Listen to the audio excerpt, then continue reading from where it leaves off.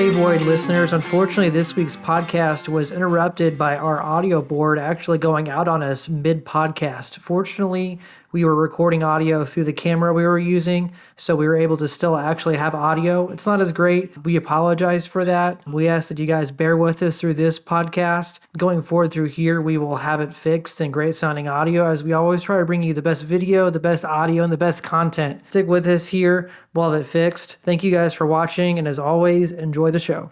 You want to start the That's podcast? wrong. I'll start the podcast. Well, we can. Yeah. You want to talk about the thing? We'll just do that story right on the gate. Yeah. So. Are we going to go with the off-the-cuff stuff again? Well, yeah. Okay. Do you want to just start, or do you want to have an intro? Well, I'll start. You introed last time.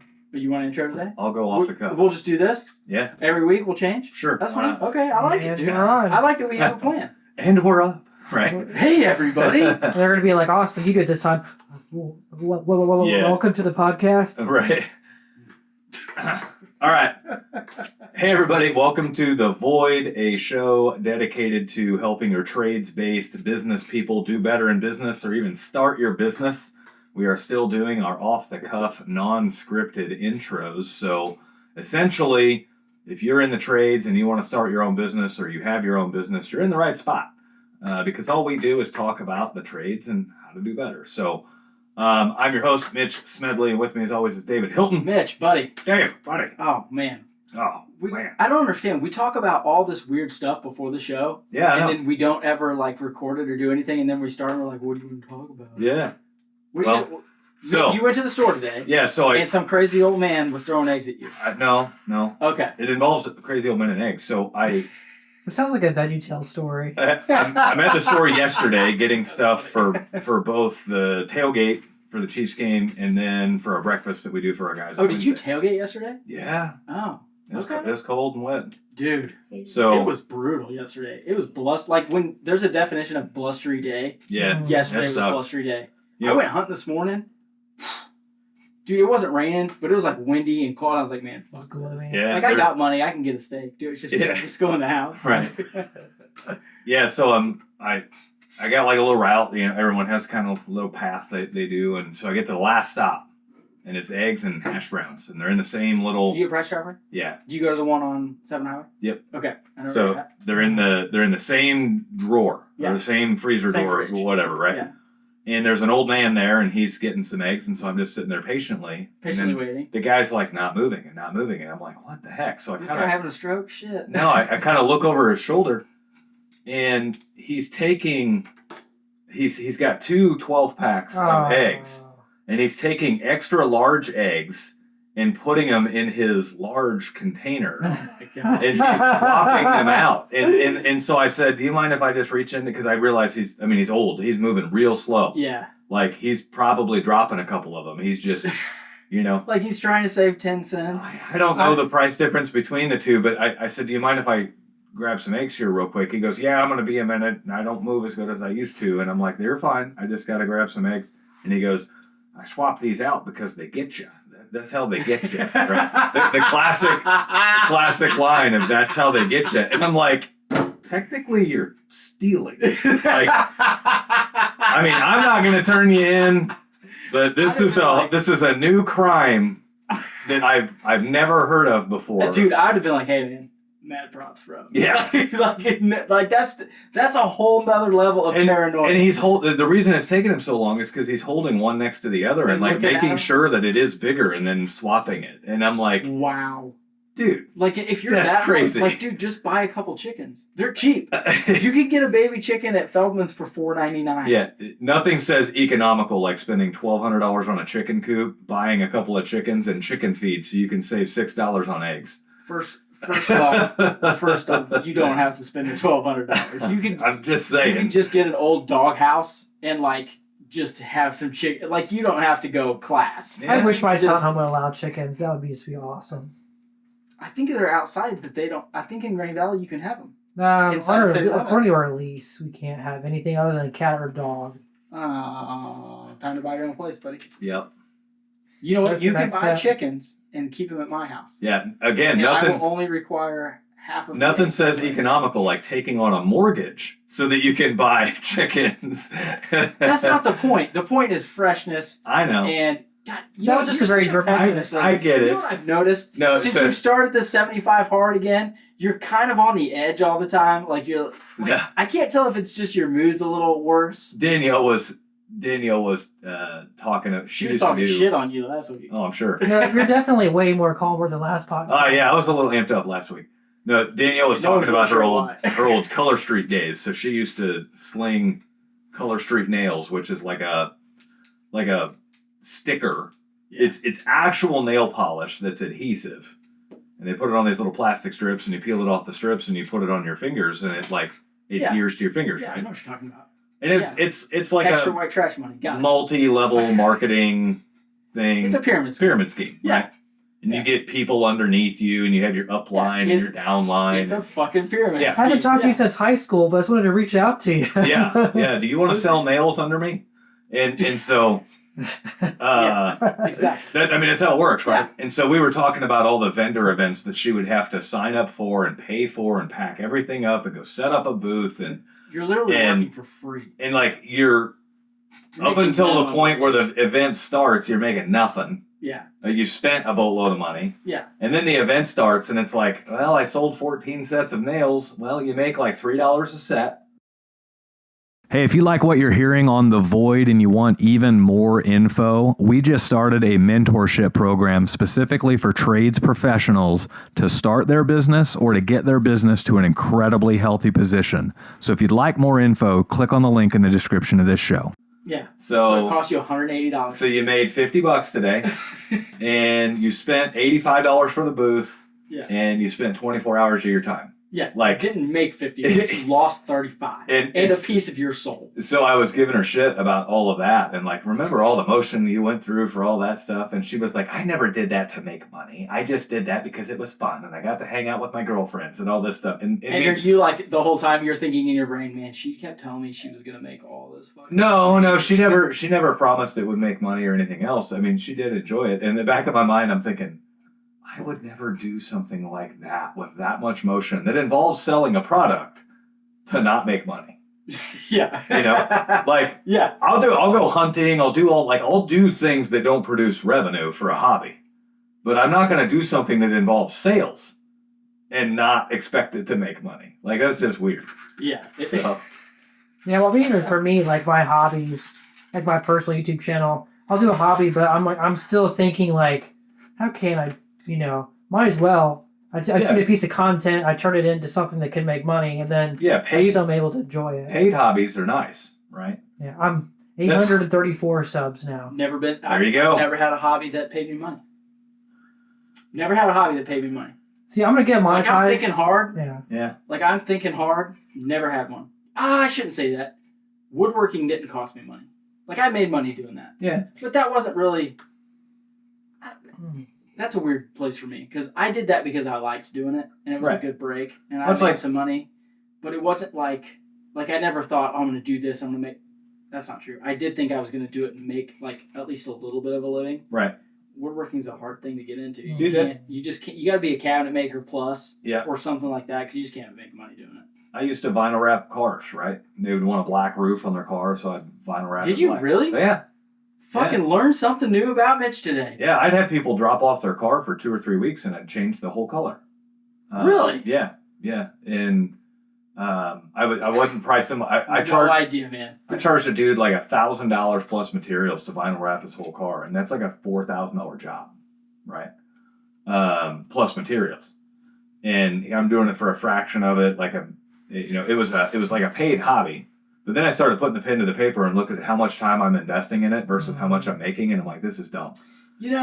And the market won't bear like $150 to vinyl wrap your roof. That's about as much as the market's going to bear.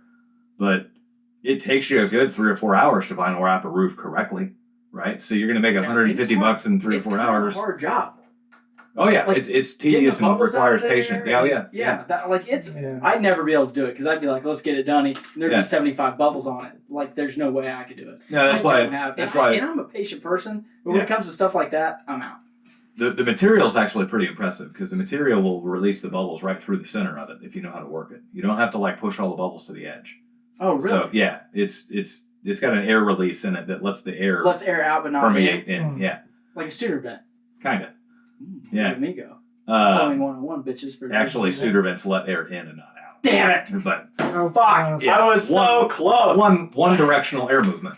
But anyway, so I did that for a while, and then I started. I'm like $150 a pop. This is dumb. Let's do whole cars. So I started doing whole cars for $1,000 a pop, and realized I was probably making more money at $150 a pop. Because like when you do a whole car, you got to take out the headlights, you got to take out the taillights, you got to debadge the car. You have to wrap that like under the lip. Yeah. So do you want to do my truck? It's no.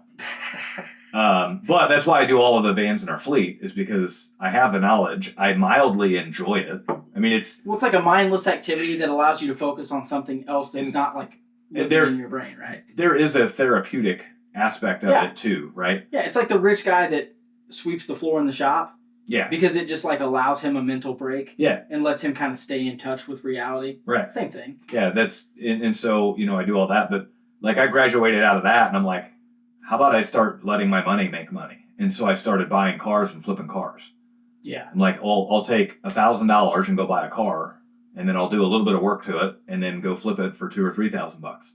Yeah. And so I did that until the state told me you can't do this anymore because you don't have to deal with limit? Is it 12? 6. 6 a year? 6 a year in Missouri. I think it used to be 12. So we did 8, and they told me to stop, and so I did 2 more. What's the dealer's license? What's that take? It's a lot. Is it? Yeah, they crack down on it pretty hard. So you have to have a physical storefront, provable by photos, names, addresses, everything. That sucks. Yeah. So, fucking it might be different. Tape, man. Well, it might be different now that everything's so remote and work from home and internet based. That might be different now. Allowed you to have a little extra. Well, and I mean, like, who was it? Some auto manufacturer just this last week is going to start selling their cars on Amazon. It's like Hyundai or something like that. They're working to get rid of the dealership model, and you can like order a car on Amazon. Ford. Really? Yeah, Ford is transitioning to vinyl wrapped cars at the dealer, so they can make fewer cars all in white, and then you just pick whatever color you want it, and the dealer will make it that color when it shows up there. That makes a lot of sense. It does. Because if you like you sell the car and a guy's like, I only want a red one. Yeah. Like, okay, just make peel it red. this off and put red on it. Right. Like, Right. I will say, like for new cars that are just utilitarian, that you're just driving around and stuff, that makes a lot of sense. Like classic cars, you're not, nice trucks, things that are more high end, you're not doing that because there's not. Well, believe it or not, classic cars are incredibly hard to wrap because they're square. Squared edges that don't roll and curve are really tough to wrap. Yeah, it's called real metal. It's kind of I read a thing the other day that was talking about, not to completely change subjects, but they were talking about EVs and stuff, and that people are just not buying them, and that there's about to be a huge price reduction, right? Because Ford, dealerships are like, no, we're not taking those. They're just rejecting orders. Yeah, and a lot of it has to do with the fact that people are realizing, one, it's not cost effective to buy it. 2, it's insanely difficult to prep for long trips. You know that better than anyone. Yep. The body panels on a lot of them are not recyclable anymore because they're making them out of a different material, so they're lighter. And the batteries aren't recyclable. People are like, oh, I want an EV because it's helping the planet. Well, you got to dig a reverse mountain in the earth to get enough stuff to make the battery. And so it's like, all of these things are happening. People are like, well, I guess we're just not going to sell them. So I might be getting a Lightning because they're going to be a nickel here in 3 months. Well, they, Ford just dropped it. So a lot of the pricing has to do with the rebates and everything else. The federal government had a $7,500 rebate on them, and then the government stopped that. And so now that the government stopped that, people quit. It's weird. It's like mortgage. It's like interest rates. Yeah, same thing. You're 100% right. Interest rates go up, and everybody stops buying houses, right? Yeah. And in grand scheme of things, it's like we're talking an $80,000 car, right? And I know this matters. I don't want to act like it doesn't matter. But if a $7,500 rebate was the make or break decision of you spending $80,000 on a pickup truck, you probably really didn't want it. Do you know what I mean? You're right, but it's like you're thinking about buying one, right? And you're like, oh man, I've got to get the electrical installed.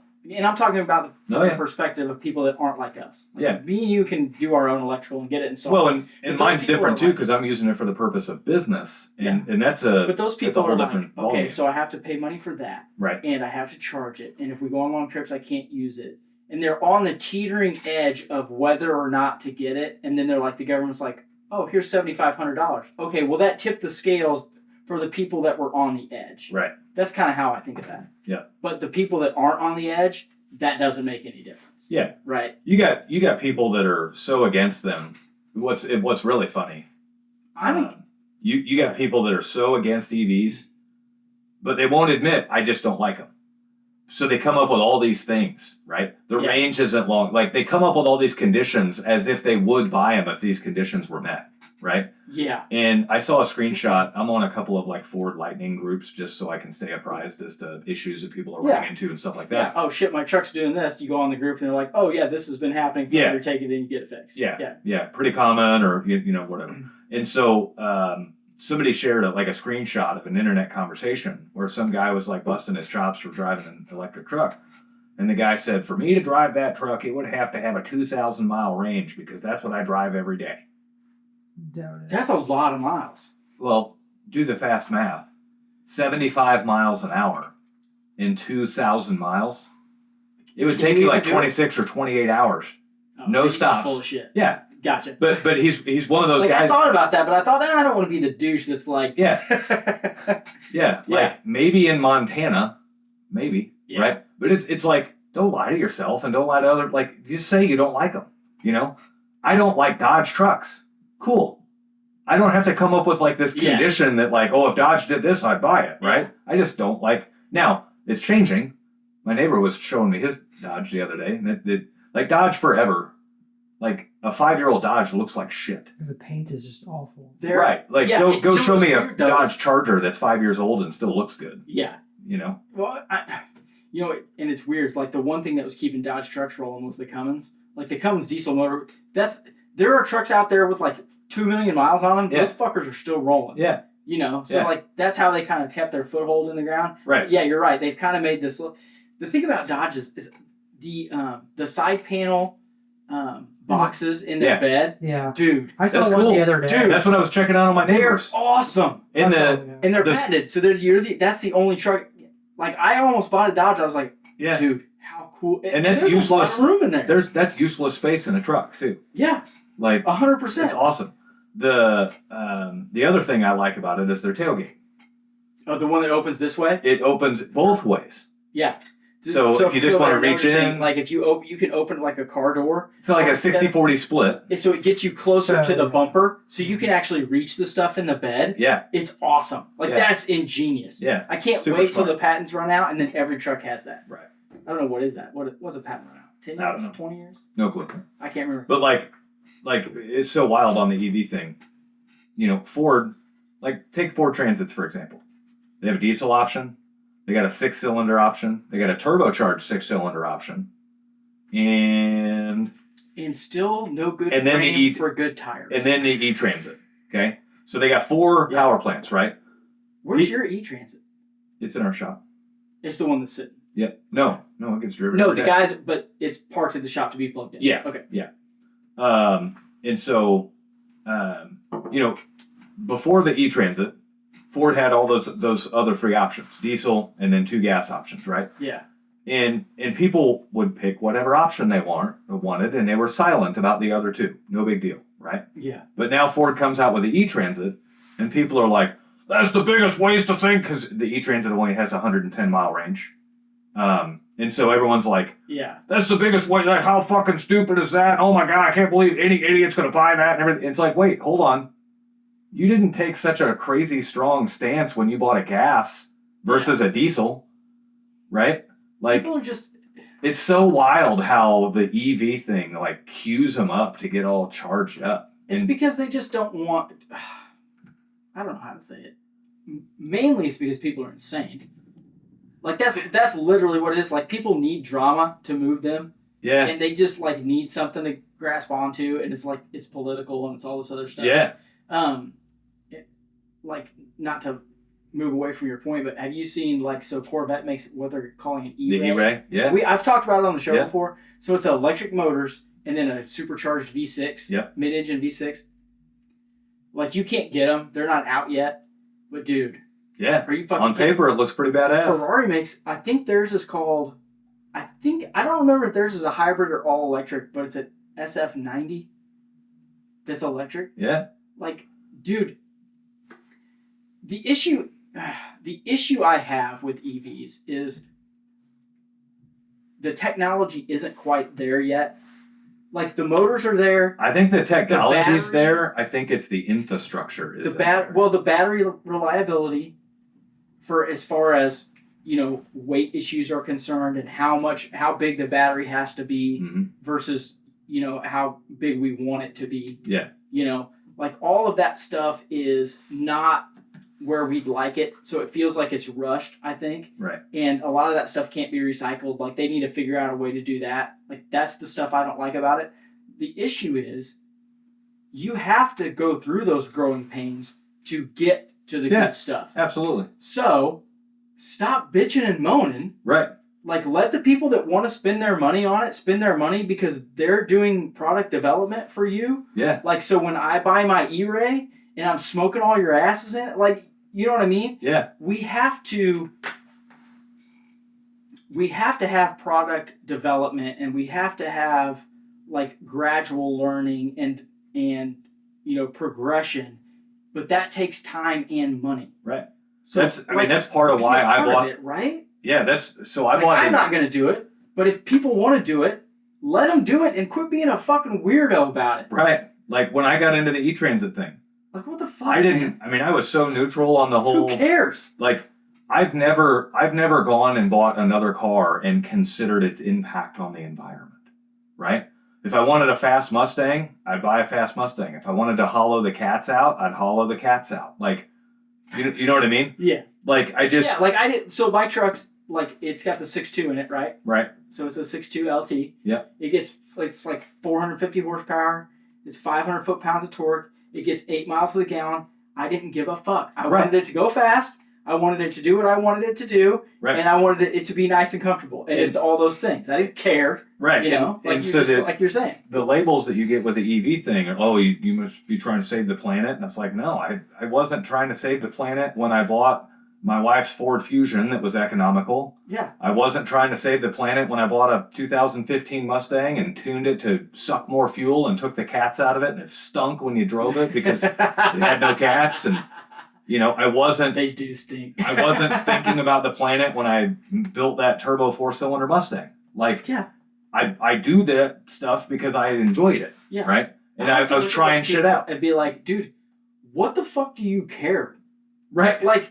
Don't you have problems? Right. Like, I know you can barely afford your house payment and that your wife hates you and that your job sucks. Like, don't put all your anger on me because you're fucking in a bad... Like, get your own problems. I know you got... Like, I got my problems, you got your problems. Leave me the fuck alone about this. I had to pull into a gas station today in the Lightning because I needed to pee. Get a Quick Trip hot dog? No, I just needed to pee. That 2 gallons of water, man. I know. Drinking all this water, you got to pee all the time. That's the other problem with the 75 hard.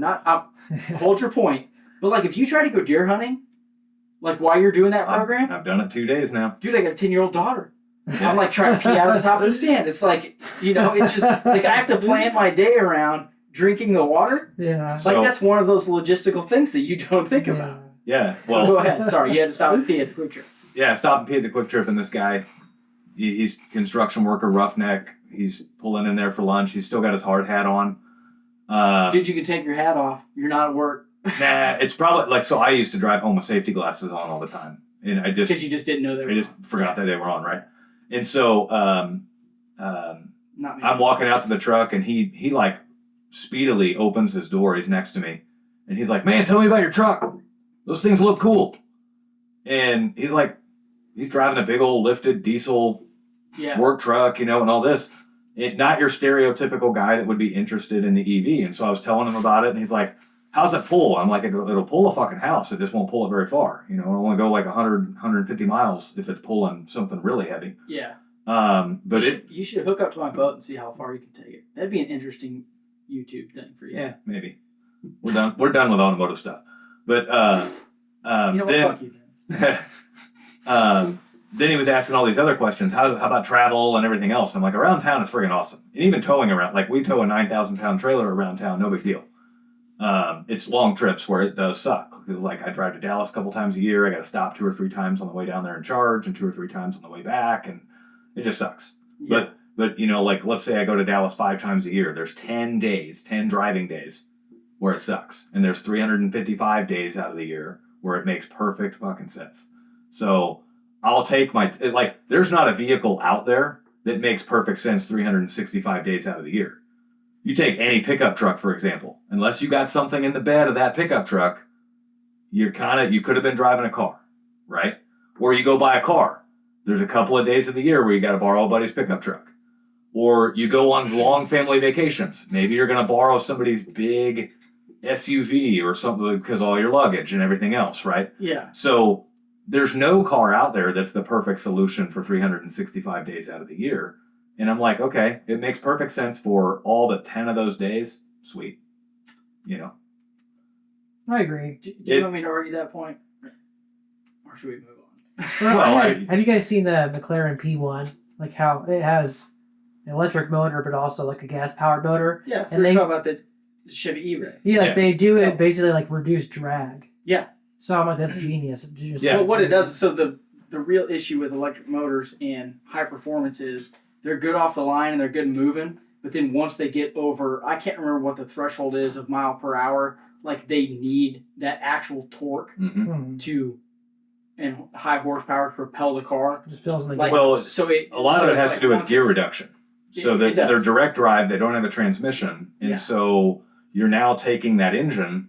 That engine was amazing at low RPMs, and now you're taking that engine at higher RPMs, whereas your normal car is shifted 3 or 4 times. Yeah. And so it's down in its low RPMs. Yeah. And that's kind of the bigger thing. Dodge, they're coming out with a Ram Charger. And this is the first glimpse of where I've kind of envisioned this whole EV thing going for a while. I've envisioned it being diesel over electric or gas over electric, like locomotives are. Yeah. Locomotives have a giant diesel-powered generator, but locomotives are electrically driven. Yes. Right? They're electric motors that drive locomotives. And so I'm like, that's going to be where it ends up, right? The Dodge, their Ram Charger, it's gas over electric. So it's not a hybrid, but it's plug-in electric. But then you can also fill a tank with fuel, and it will run a generator while you're driving charge the battery while you're using it. And their initial report said something like 600 miles of range or something like that, which is insane, right? Because my truck, in perfect conditions, my truck only goes 330, and it's the extended range. In a real world application, like going on the highway, it's like 225. Yeah. Because you're never going to run it all the way to 0, and you never charge it all the way up to 100. Yeah. So realistically, it's like 225 miles between stops. Do you remember back in the day when they had diesel cars and they got like 85 miles to the gallon? Yeah. And then like OPEC and all these people were coming out. They're like, nope, we got to have restrictions. Yeah. We got to this and that, blah, blah, blah. Yeah. Blah, blah, blah, blah. Yeah. And it's like, nope, the max is going to be 30 or 20 or 25 or whatever. It's like, whatever happened to that technology? Yeah. Like where you could literally go 85 miles on a gallon of diesel fuel. So. Like. Yeah, that's political, right? Oh yeah, like it's totally.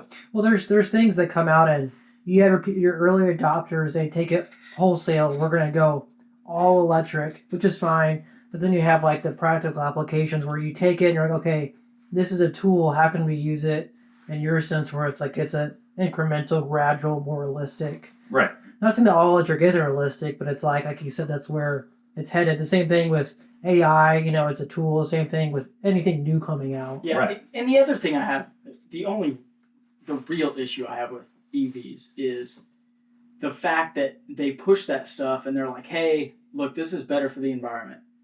Well, it's not. I don't know if they are pushing it that it's better for the environment. So politically they are. I think the manufacturers, I don't think are. I think anything political is just a push-pull, right? If they pushed me this way, I'm going to push them back. If they pulled me this way, I'm going to pull back, right? I think somehow that got on to, because you got your stereotypical stances from the left and the right. Yeah. Right? Your left is all about the environment. And so then, if your left happens to fall in love with EVs, you're pro-EV. then it must be all about the environment. Well, maybe they just like cool shit, you know? No, that's the whole push of the EV is that the whole original deal was our emissions are going to be less. Technically, the emissions are the same. Because until you get enough hydroelectric dams and enough wind power... But see, all of that shit's like way over my head. I didn't care where the gas came from when I was putting it in my gas cars. I don't care where the electric comes from. I understand that. I'm just saying there's no benefit environmentally, or we're not burning any less coal than we were before EVs. Yeah. Like it's not going to happen. What's a real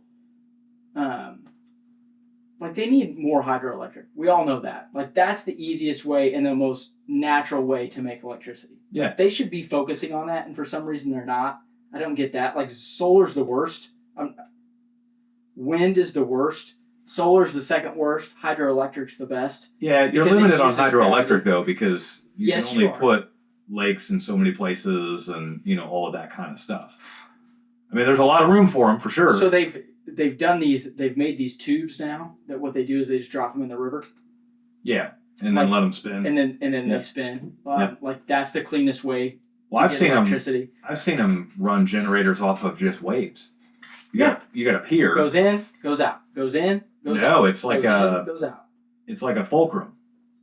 Oh, the up and downs. And so it's a float that just as a wave comes in, it pushes the float up, and as that goes up, it spins something in the pivot point, right? Yeah. And it gets a little generator or a little flywheel going. Those are the most. Those are what we should be pushing. Yeah, because that's. But they're not. That's 24/7, 365, kind of like hydroelectric. Yeah. Doesn't matter if it's windy. That is hydroelectric. It's just a different hydroelectric. It's a different version, right? It's just turning a turbine a different way. Not that it's turning it a different way. It's using. See, a different mechanism to make it. I just have to look at all that stuff. Like the couple of gallons of gas I'm buying ain't making a difference in not any crisis out there, whether it's a surplus or shortage of gas, right? If I put solar panels on my house, I'm not doing it to help the environment. I'm doing it to help my wallet. And that's where I was kind of going with that. Like, so the bad part of the EV and everyone wanting to be all electric all the time, like we've ramped up all this electric stuff, which is good, right? But all of our bills have gone up like substantially. Right. Like people don't realize how far behind our infrastructure is in the electrical engineering department. Like when they put all these subdivisions in, and then all those subdivisions have to have EV chargers, or half of them have electric cars, you've basically upped the electrical demand for that subdivision by 25%. Yeah. And we don't have the ability to do that. Right. Like there has to be things in place before you force people. But here's the thing. Nobody's forcing EVs on anybody. No, I'm not. Right? I'm not saying that, but that's what's coming, I think. No, they're never gonna. Big oil is way too strong for them to allow the government to force EVs on anybody. I like to think that. Yeah. I also like to think that the government couldn't come out and say, hey, you have to inject this stuff into your body or you can't keep your job. Well, and most sane people saw right through that bullshit. And then lost their jobs. Literally 2 or 3 weeks before that, the government said that's not a thing we can legally do. And then 2 or 3 weeks later, they bluffed it all the way up to the final hour. And if you were dumb, you'd quit your job. Well, those dumb people lost their jobs and then they were And now they're going to be filthy rich. Well, because they lost. Have you noticed all those lawsuits that came out? You don't hear anything about it. Right. Yeah. Right. Well, it's a push and pull because EVs. I remember. I don't know how the show has gone 32 minutes about talking about EVs. Well, I remember being like in the early 2000s, electric cars kind of became more of a thing, and I think you do need. And conservatives, libertarians, kind of get a bad rap for being like, let's kind of see where it's going. Let's take a list of unintended consequences. Let's figure this thing out. And we kind of get a bad rap of like, oh, you're anti-EV. And it's not like we're not. It's just that, if one side, like if conservatives had their way 100% of the time, things would be a mess. And the same thing for like Democrats, people who are left-leaning. And so with electric vehicles, that push pull is healthy. Because Well, imagine if we went full electric and it was like the year 2000. Oh yeah, it'd been a train wreck. But That here's being said, like I'm concerned, but I want that Corvette E-Ray. Right. Like I want that, dude. The article I read 6 months ago, Yeah. like that thing does 0 to 60 in like 2.7 seconds. Yeah. Like I want one, Dude, fucking bad. What's wild though is like I've tried to buy one and go online. Like where do I find one? Ghost town. right. I got a guy whenever it comes to it if you need it. What's wild is An E-Ray? people forget history so much, right? Like when Henry Ford invented the car. Yeah. There were people going, "You're a fucking idiot. We got horses for that. Nobody's ever going to buy that. The infrastructure's not there. Where are you going to refill it with gas? Who's got gas?" You know what I mean? And like, look where we are now, right? So the infrastructure follows the need. The infrastructure never comes before the need, right? Yeah. Closest thing to coming before would be like Tesla. Tesla's infrastructure is very durable over some of the others, right? Now they're also the largest manufacturer of EVs, and so it makes sense. And so he knew, like, to not argue the point, but like he knew, hey, if I don't have some of this infrastructure in place, I can't sell these cars and they're going to be worthless. Right. So like that was brilliant on his part to have the infrastructure, which is kind of my point. Right. Like you have to have some of that infrastructure or it just doesn't work. Well, like it doesn't work at the can't work. speed that the manufacturers would like it to, and so Tesla took it all into their control and said, yes, we're and not that going was to wait very on smart. we're not going to wait on other people to do the infrastructure. We'll do it for us, right? But like as neighborhoods pop up and more EV chargers come in and the demand for electricity rises, then the infrastructure matches the demand. Well, the infrastructure does. The problem with the infrastructure is the way they get it is your electric rates go up to pay for the next project. Like that's. Have you noticed? So did you notice? Have you noticed your bills? Well, that's the last. So like 3 months ago they went up before they sent that letter out. Went to time based. Well, and now they're going to the time based thing, which the government made them do, and they're going to go up again. They're probably going to be up.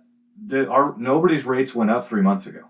Everybody's rates were exactly where they were. They've been. Our rates have been fixed for like 4 or 5 years. It went up a kilowatt hour. Evergy went up a kilowatt hour like 6 months ago. Nope.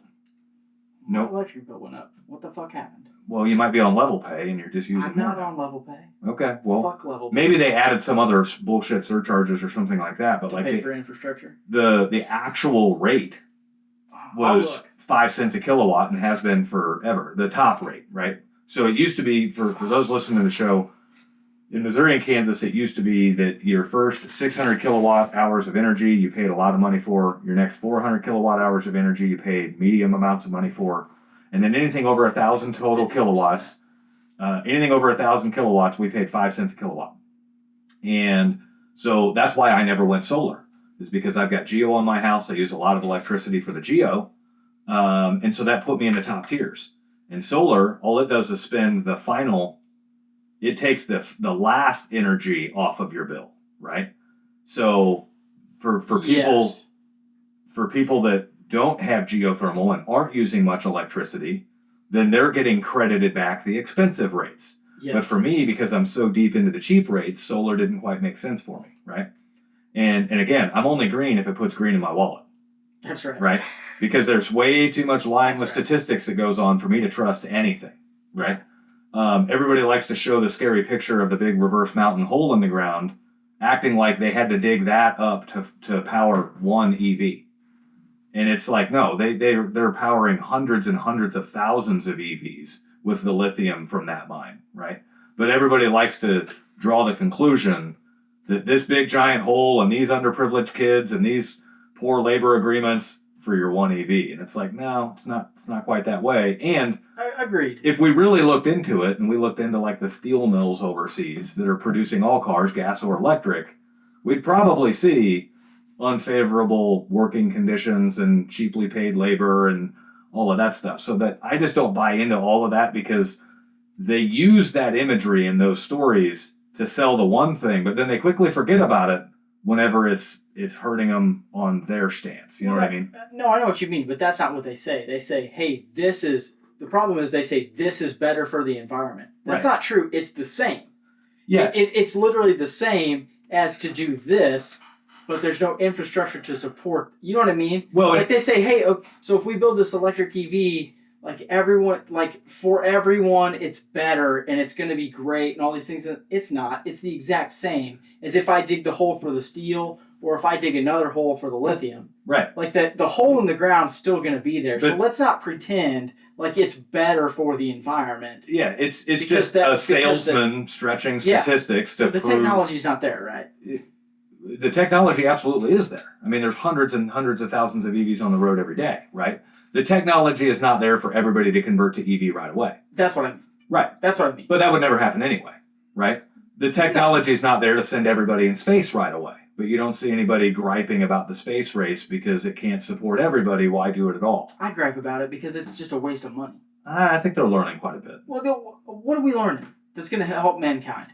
Like what? Like literally what? So we've been to the moon. Alternative power sources. They're learning more efficient ways to... What do you mean alternative power sources? How they can power things up there because they don't have the land. I don't care about them being up there. Well, what I'm saying is they're pulling... They're not pulling elements out that make better power than what we have now. No. But when you're forced with a problem that you don't yet know how to solve, you figure out a way to solve it, and then you can take what you learned from that and apply it to other things, right? So yeah, but they've spent literally... Undoubtedly, there are things we've learned. Heat shields, for example. Heat shielding for the spaceships to come back into the Earth and everything else, right? So they learn how to solve those kinds of problems, and then they can take that heat shield technology and apply it to things that need heat shields here on Earth. Like MRIs too, and Velcro from space exploration. Yeah, I mean, those are some of the basic ones. Like if you want to go ultra basic, you can say Tang, right? We got Tang. Well, that's like the whole, hey, we're gonna get on a whole other tangent, and that's okay, but like, okay, we want to go to Mars, and so we're testing all these SpaceX rockets, and we're gonna do all this, and we're gonna spend $50 trillion, and it's gonna be great, and we're gonna do this.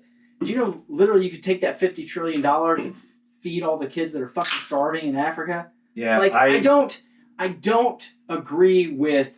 I greatly detest that statement right there. And here's the reason why. You can't waste money on things that aren't for the greater mankind. Yeah, you can. Going to space, like, I'm not arguing the point that it's their right to spend the money. I'm arguing the part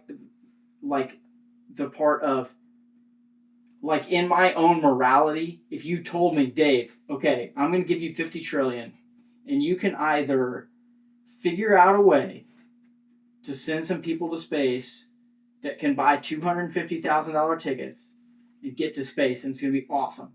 Or you can try to write some third world countries and feed some kids. Right. I'm going to feed the kids every time. Yeah, here's the problem, though. There's no benefit that they can gain from going to space that's going to help mankind more than meeting the initial needs that, like, our country and third world countries have right now. Right. Well, so... Like, it's impossible. It's impossible. It's impossible for you to make that argument. You're going to try. Here's the argument. You will always have poverty no matter what you do in the world. Yes. 100%. Poverty is not the poverty line is a moving thing. Agreed. And so you raise the wages of everybody in the world. The poverty line is still by 100%. The poverty line is still the poorest portion of the world, right? I'm not saying that by doing that you would get rid of the poverty line. Right. I'm saying you could just ease suffering. Well, right. However, some of that stuff is like not our problem to solve. Right? Like there's a whole war going on over there in Israel. It's not my problem to solve. And so I don't waste a lot of energy doing that, right?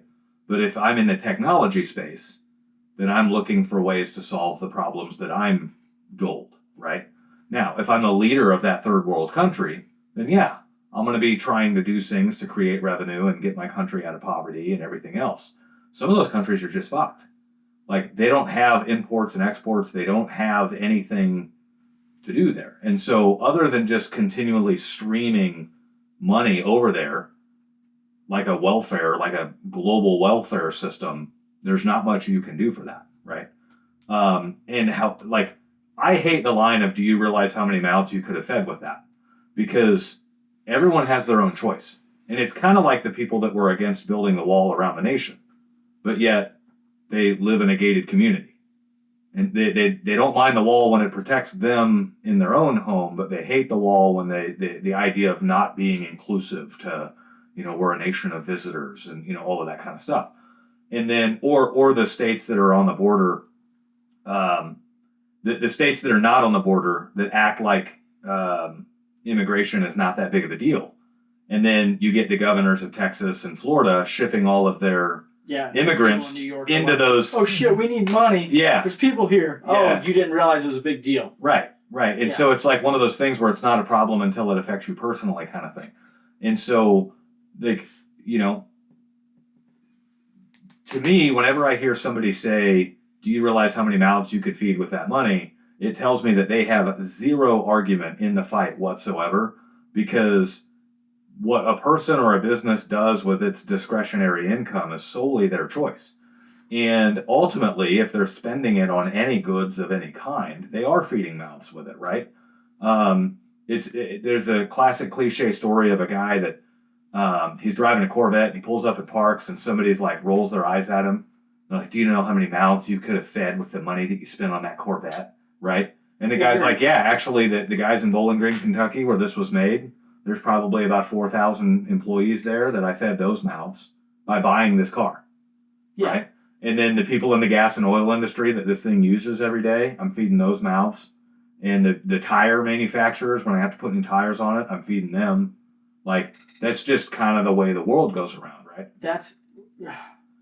So a few things there. Like, when you say, like, you said this like a few minutes ago. When you say, well, that's those people's choice. Like, when you say that, it's a little ignorant. Like, the little children that are born into those situations, like, at that time, it's not their choice. They have there's no choice. It was their parents' choice. Oh, right. And it wasn't my choice to be born in America. I'm just making the most of it, right? Yes, you've made the most of it. But that doesn't mean that there can't be a righting of the wrong for those kids that could do something great in the future if only given the opportunity. Right. Or the food. Yeah. Okay, so that being said, that's, as far as, like, my point of arguing, like, the SpaceX and spending $50 trillion and all that versus the car where they have those jobs to do that. Like, that's a cyclical part of the economy, right? Like, that's a circle. Mm-hmm. Like, money's going out, cars are being built, this guy's keeping the car going by getting money from his job to, make the country better, right? That's a cyclical thing. The SpaceX program is not a cyclical thing.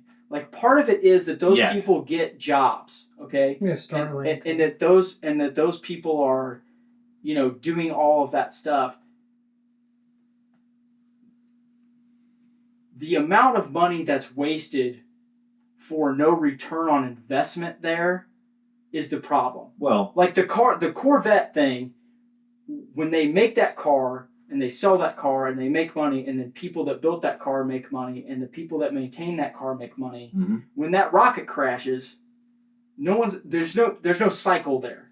You know what I mean? It's like it's like a dead end. And I'm like, so in the 60s when they went to the moon, like, they achieved their goal, right? They got to the goal. There was still no cycle.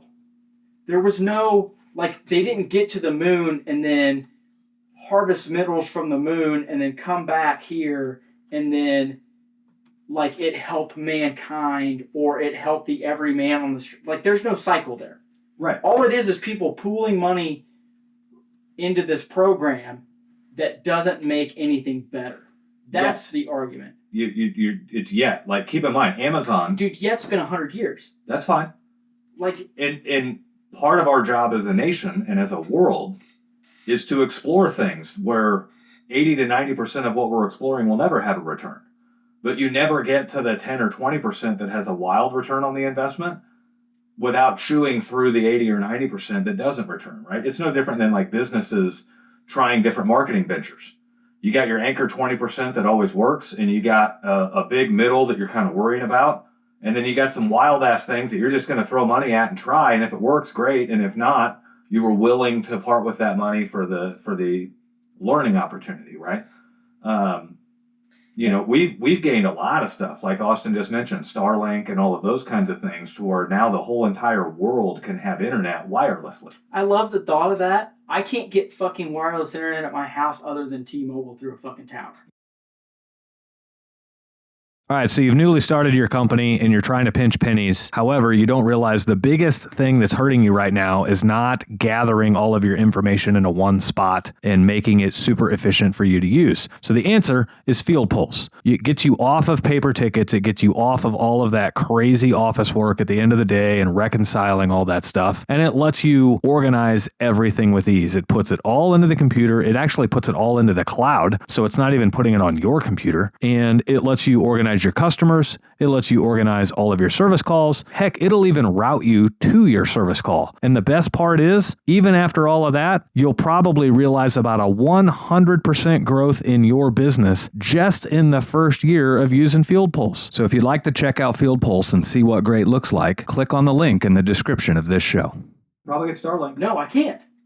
You can't get Starlink. Starlink is like this pocket dream that everyone's like, Starlink is going to connect the world, and it's going to be great, it's going to be awesome. I saw a post just yesterday of one of my friends on Facebook that got Starlink, and he was bragging about how badass it is. I'm sure it is badass. You got to be on some kind of like super Jesus list to get the Starlink. Well, right now. People in Ukraine can get it, but I can't get it. Yeah, right now. It's limited in its bandwidth right now, but as they get more satellites up there, it'll get better. And you start to run into... You kind of butt heads with the Mars or the feeding the children thing. Capitalism starts to butt heads with the future of mankind. Like say you do feed the children, and then 50 years later, an asteroid hits the Earth, and then we're all dead. It's like, maybe so. Obviously, we can't predict the future. Asteroid hits the Earth, but it's kind of like those philosophies of like, it kind of gets... we kind of have to almost entertain multiple dogmas. Like, obviously, we all believe in capitalism. Multiple dogmas. I like that. That's good. It's just like, it's just like the case of Oppenheimer. You kind of have to take in the commie and have him build the bomb to win the war. And so you're kind of entertaining things of like, we need a collective effort across lines. We need to talk to Germans, talk to Russians to build this bomb. But at the same time, there's a thing of like security. So that's kind of like a... Well, simply put, mankind does not have enough compassion within itself to go try to save all the lives of the world. A person does, but you're right. Mankind. People don't. Right. Like we've got people that are trying to kill people by the hundreds of thousands. They're not worried about saving the poor kids in Africa. It's the Hunger. You know what I mean? But they're also not worried about going to Mars. It's the Hunger Games thing. Is people look at Hunger Games like we talked about this before. That's so far out. You give a person and you make them desperate enough, and you put them in a situation where it's like, I have to kill this person to survive. Well, it's just warfare. You'd be surprised at how quickly the nicest person could just take someone out. Right. Like that's all real stuff, I do want to circle back. You had mentioned I'm gonna have to step out and pee because it's 75 hard. But you had mentioned 75 hard and hunting and what do you do with all the pee and everything else? Well, I've got 2 big old Gatorade jugs that are empty, and I pop a lid off and pee in them. Right. Well, in the deer stand. When I hunt, I just pee off the side. So there's been studies that like the ammonia is not that much different. So like it's not a big deal. Right. But the problem is I got a 10-year-old daughter. Right. And she's like, Dad, what are you doing? And so I'm like standing up like back to back. And I'm like I just... Yep. Like, I don't want to be that guy. Like, so, like, it's another problem with 70. It's like one more thing I have to facilitate to do the 75 hard. Hence the reason I'm out. Well, so here I am in the deer stand, and I'm still drinking my water. I'm still hitting all my objectives and everything else, and I'm not doing anything to sweat. So I'm gonna have to pee all the water out. Yeah. And so I've learned that I can fill 2 giant Gatorade bottles with 32 pee. ounces, so 64? Yeah, 64 ounces of pee from morning to lunch, and then you come out for lunch and dump them, and then That's you go a back lot in. of pee. Yeah, well, it's a gallon of water is a lot of water, right? So we talked about this the other day. Like, I think it's too much. Well, maybe, but That's too much. So we come out of the stand, and we change clothes to go to lunch, and I dumped my pee bottles out, and I just stuck them into Mason's boots just so they would sit upright and not tip over or anything. And I just stuck them in Mason's boots, and we get back from lunch, and Mason's like, "Dad, what is that?" And I'm like, "That's Piss and Boots." It's the next movie that's coming out. Piss and Boots. So, dude, that's so messed up. On that note, I'm going to step out and I'm going to talk about field pulse for a minute. You talk about field I'm pulse. going to talk about field pulse. Are you going to be okay?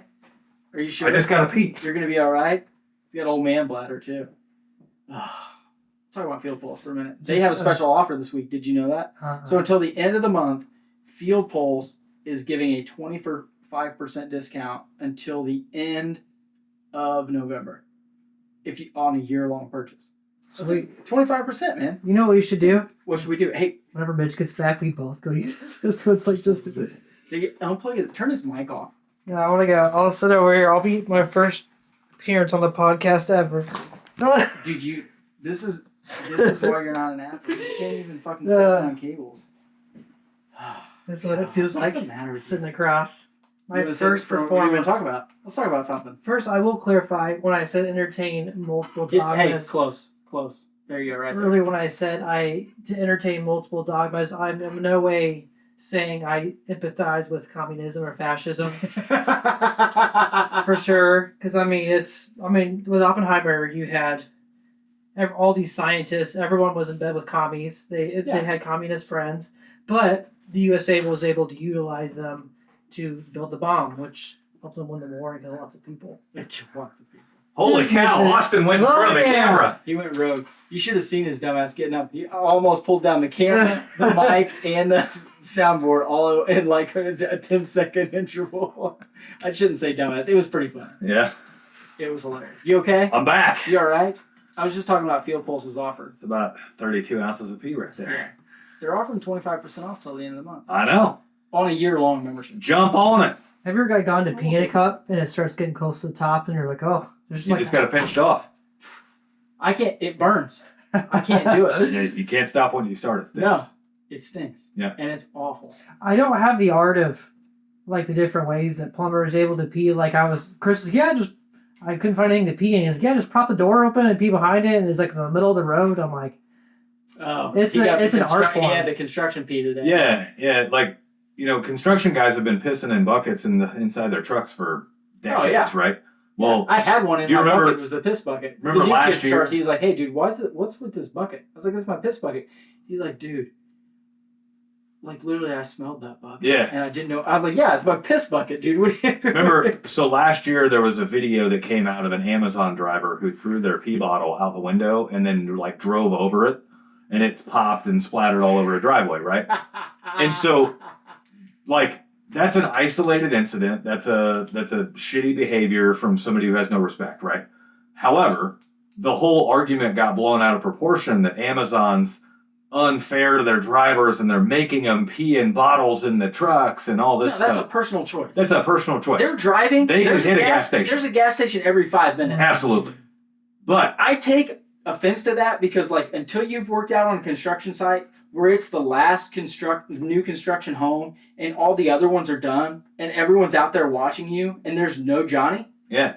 Like, that's a real life struggle. Or like, you got to find a spot to go. Like, that's a real life struggle. Or it's a temporary construction site and there is no Johnny. Like every plumber out there who literally were going into homes and turning off their water to make repairs. Cutting into their sewer to make repairs. I always just go in the toilet and then flush it. You know who's writing those articles? It's that person that doesn't get up until 10:30 and they get their latte. Yeah. And they get like their they have no sense of what those people's actual reality is. They go to their sunroom and sit cross-legged on their Mac and they write these articles like, they don't realize that, like, literally I'm suffering all day so that you can poop in a porcelain pot and then just hit a handle and then it go away for life. Yeah, it just disappears. Yeah. Right. Like literally you can walk over to the thermostat and hit 2 arrows and now it's completely comfortable. Yeah. Like you don't realize that I had to pull your furnace out and then sweep up your disgusting hair and your dog hair and your kids' toys and a cat turd, like to put all your stuff back together so you can live in fancy land. Like there's no sense of reality anymore. Like I should have tried harder in school. I say that all the time. I'm like, man, I should have went to college. I don't regret that for a minute. No, I don't either. But it's like there's just, back in the day, like there were way more blue collar jobs than white collar jobs. Mm-hmm. And so everyone had a sense of what the actual reality is. Right. And now there's way more white collar jobs than blue collar jobs. And so everyone has kind of lost this sense of what it actually takes physically to get a job done so that everyone can be comfortable and have this great sense of... I really don't even buy into that. Like, again... Of course you don't. Ever since you've been taking this testosterone and doing 75 hard, you argue every point. Well, no. If you think that I'm lying, ask your wife, because she told me the same thing last week. No. So, I'm in a unique spot because I have 1 foot in that world. No one's fucking talking to you. Yeah, well, No, I'm not a perfect case example. You stop. I'm a videographer. He's a white-collar guy thrown into a blue-collar industry to film it. I'm like in both, so I kind of understand. He ain't taking no ditches. I'm learning you the should whole... make him saw cut a floor, sledgehammer it out, and then dig it out, and then we'll see what his perspective is. No, that sounds dangerous. It does sound dangerous. That's what makes it great. But, like, back to your point of, like, these people, like, when people say things like everyone's lost touch of what it really takes to keep the nation running and all of that stuff, I don't think that everyone has lost touch. I think that maybe a select few have, but then we say that because we want to feel better about our jobs, right? Oh, I don't buy that. There's a lot of tradesmen that will assume they're being looked down upon by a white collar person. And it's like, no, that's your own insecurity in your head manifesting into the behaviors of that white collar person. That doesn't make any sense. No, it makes sense. It's like... It makes sense, but that's not the point I was making. The point I was making was, like, people, and everyone does this, when you're entrained or engaged in one form of work, and that is your reality for 10 years, you just automatically, subconsciously think that, like, if you have no exposure to, like, a hard labor job, right, like, that's kind of how you automatically think everyone else works. It just is. That's your life. That's usually your friend network. That's usually your spouse network. Like, that's what you envision life is. Yeah. Okay? So when it shifts from 70% of the workforce is white collar, I'm pulling these numbers out of my ass, of course, and then 30% is now blue collar versus back in the day it was probably more like 70-30 the other way. Right. Like, they have no realistic expectation of what it takes to get those jobs done and to work in those types of fields. It's just like my wife. She's been in the medical industry for over 20 years, right? Yeah. And when she says to me things like, well, we can't get this done and this done and this done, I'm like, why not? Do this, this, and this. And she's like, you don't understand. It doesn't work that way. And she's right. I don't understand because I'm not in that field. Right. It's the same thing. Yeah. When all of these people have white collar jobs, they don't realize or have any real grasp of what it takes to work with your hands every day and know, like, how much work it actually takes to succeed in those jobs and get those things done. So therefore they take them for granted. Just like I do when I go to the hospital and I just wait in line and I get the stuff done and then do my blood work. I don't see everything that it took to get that process happening. Yeah, people have a very myopic view based off of how it involves them. That's good. Yeah, that's his word. That's myopic. 15 years ago, we went to a forensics lab for a clogged drain. And if you've never been inside a forensics lab, they have a big, giant commercial 1.5 horsepower garbage disposal that all the organs go into. They just grind them up, send them right down the sewer. and their tables. They don't go to like a tank or something? No. They just go to the sewage treatment plant? Yeah. And so all body fluids just go straight to the sewer. Their tables have this big trough around them. I knew that. And that there's like a reservoir underneath the table with a big valve. They embalm them on the table. Yep. Yeah. And so then when they're done preparing the body, that reservoir is full of liquid, and there's a toilet sitting in the middle of the floor of this forensics lab. And so they roll the table over to the toilet, and they open the valve, and all the liquids just go down into the toilet, and then they just flush it, and then it goes down the sewer. And so we show up out there, and they got a clogged sewer. It's, not draining. And what the fuck? Yeah, so we start augering away, and, it doesn't smell bad, because it's fresh, right? It's not decaying body. It's not decay, right? And it's probably refrigerated. Is this room refrigerated then too? It's cool-ish. To like 55. They have a 60 cooler room where they store the bodies, and then they bring them out into this cool-ish room, right? Gotcha. And so we're augering away on the sewer line, and we realize that this got bigger. This isn't a clog. It's collapsed or something. Yeah, so we go outside, and there's a retaining wall outside, and basically the sewer line's collapsed underneath the retaining wall. And so we had to do a pipe burst sewer replacement to get a new sewer line underneath. Is this Smedley? No, this was a former company. Gotcha. And so I'm out there on the job. It's kind of a high profile job. It's on a real busy street. It's a unique job being a forensics lab and all this stuff. And so to get the line open before we could even pipe burst it, we had to bring in a jetter and jet the line open. Right. Yeah, which is fun. Those are cool. And so I had a newer guy on staff, and he puts the jetter in the line and then turns it on. And it immediately blasts him with body fluids. Yeah. And so then he's grossed out. He's gagging and almost throwing up and everything else. Well, we had the door open to the forensics lab because we had to power some equipment, so we needed to run some extension cords into the door. And it was a nice weather day out, so we just left the door open. And the guys on the inside of this forensics lab are looking at us and going, man, that's disgusting. I could never do that job. Yeah. And meanwhile, we're looking at them like they're holding spleens and brains. And we're going, man, that's disgusting. I could never do that job. And I mean, that's just how we are all the way around, right? Jetters, man. It's like, so people don't know that, like, as you drop that thing in there, the jets actually push towards you. Yeah, they push. And so if there's a plug, so as it's pushing backwards, it's dragging itself through the drain. Mm-hmm. And if there's a dead plug, like literally everything's coming back at you. Yeah, and it's disgusting. Yeah, his problem was he turned it on. He only pushed it in there like 5 feet or something. No, like 6 inches. Oh shit. And so, yeah, he totally doubt. Like, you get in 4 or 5 feet, and the water's going to rise and bubble out of there. It's not going to shoot out. Yeah, it foams out of there and goes out. That's like the UFC version of like Fast Consequences. Like the plumbing version of like you're very. What Jordan calls it like quick. Man, he's a saying for it that's like really crisp about UFC. It's fuck around and find out is what that is. But what's funny is like a couple of weeks later, we were doing a very similar thing. This was at a veterinarian place and like an animal hospital. Yeah. And their sewer lines collapsed under a road. And this road, it was like a very prominent truck route.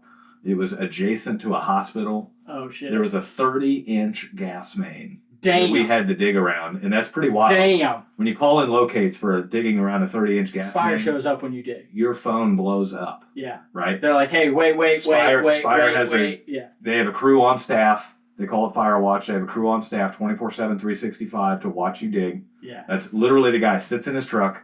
Yeah. And then when you get out and get on the excavator, he stands at the edge of the hole and he watches the entire time. Yeah. Right? And so that one, we replaced their sewer and we got turned down on the inspection. And we're like, what? They say, yeah, new codes, this requires a sampling port because they have animal feces going down the drain. And I'm like, wait a minute. A couple of weeks ago, I was at a forensics lab, and they're literally grinding up brains in a giant garbage disposal and going down the drain, no problem. Wow. But here, we can't put a dog turd down the drain without having a sampling port on the sewer so you could, like, test the contents. Wow. That is so wild. Like, and who's going out there with the dipping? And dip in the water and like, let's test this for poop. Yeah. Like, what? It's just so wild. What the Stop. It's crazy. The rules that they have for that stuff. But it is dumb. So dumb. I have no desire to be in part of any of that anymore. A part of that has to do with the dog poop part? No. A part of human nature is you kind of have to fight against this idea that you're the center of the universe. Mitch. And so people, they'll be, if they're in the drive-thru working, anything that goes through that drive-thru, anything that's happening around them is their whole universe, and nothing else matters. And so they'll get mad at the driver, but from their perspective, they're It's not the driver.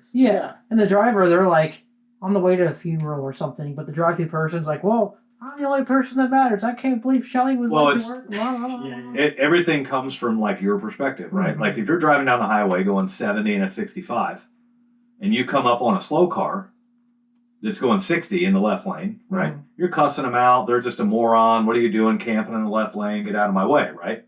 Meanwhile, while that's happening,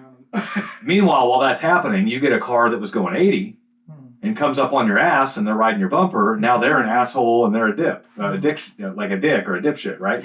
I wonder if you were going to pull that out. And so it's like, wait, who's right? Is it the car that's going under the speed limit? Is it the car that's going slightly over the speed limit? Or is it the guy behind you that's going grossly over the speed limit?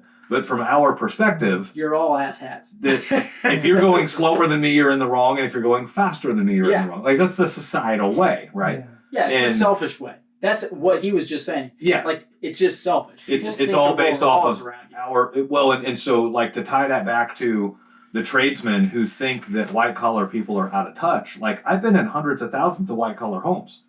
And I can only think on 2 instances where these people legitimately thought they were above me. And I don't think it has anything to do with I'm white-collar or blue-collar. I think it had everything to do with they think they're above everybody. Right? Well, and I rang their front door. I rang their doorbell. They called for service. Yeah, go ahead. And I rang their doorbell. And ironically, we ended up doing a 300-foot sewer replacement at this house.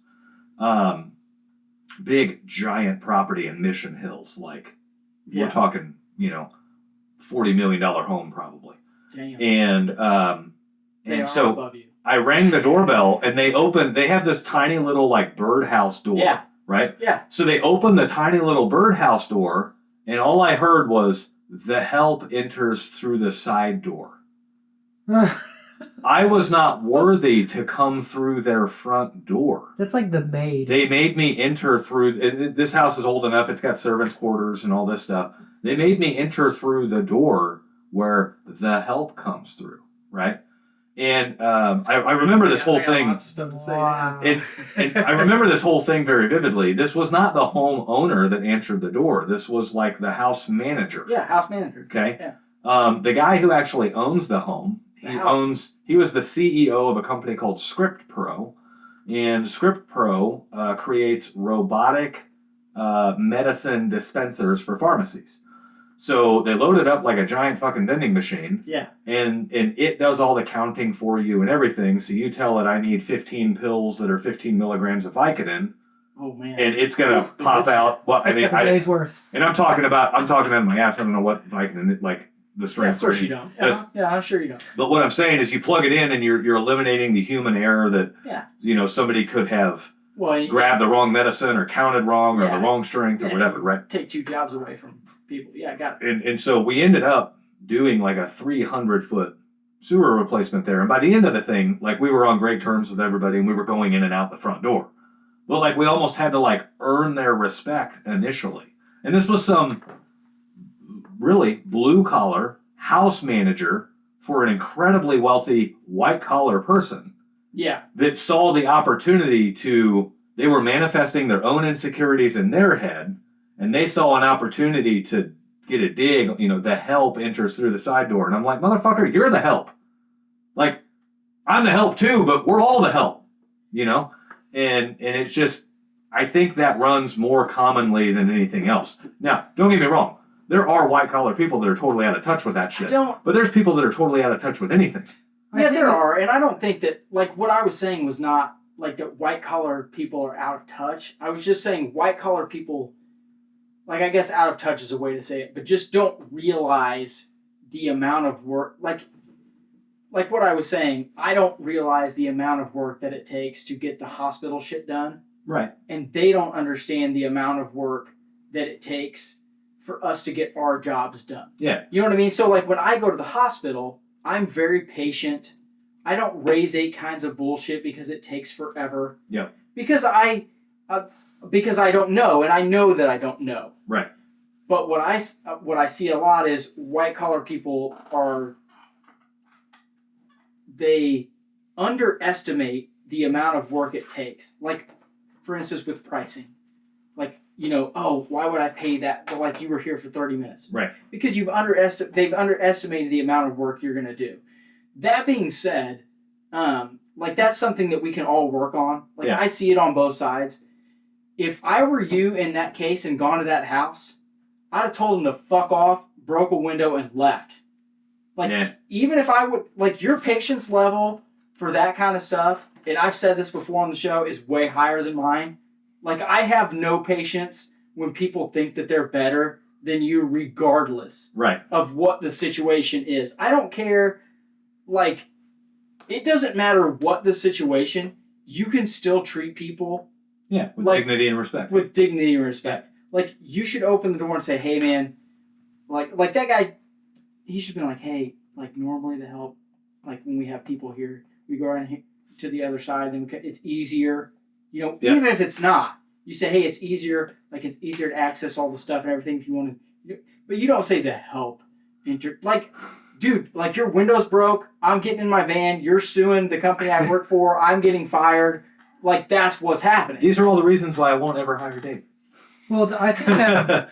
you would never hire Dave to service for you, but, like, if you wanted a good bookkeeper and someone that would keep you from spending money, like, you would hire. Okay. I think just to let you know. A part of it has to do with, I'm not for sure Mitch, but there's also that thing of, there's the white collar workers who are maybe always kind of been that way, but, like, I think we all started, like, in a fast food restaurant somewhere or some sort of job like that to where we remember. So that's why, like, as an adult, like, even though I'm far removed from fast food, there are certain things I will never do in a drive-thru. I'm never going to be like, you little snots and this and that. Like, I obviously know it's like, you're for one, you're dealing with kids. And so you go in there and you kind of know, like, what not to do. And you kind of, I know from working at McDonald's for 11 years, everything that goes into getting food out the window. Yeah, well, you say that, but it's like, there's a whole nother level of society where their kids have never worked. Right. And their kids went to college, and then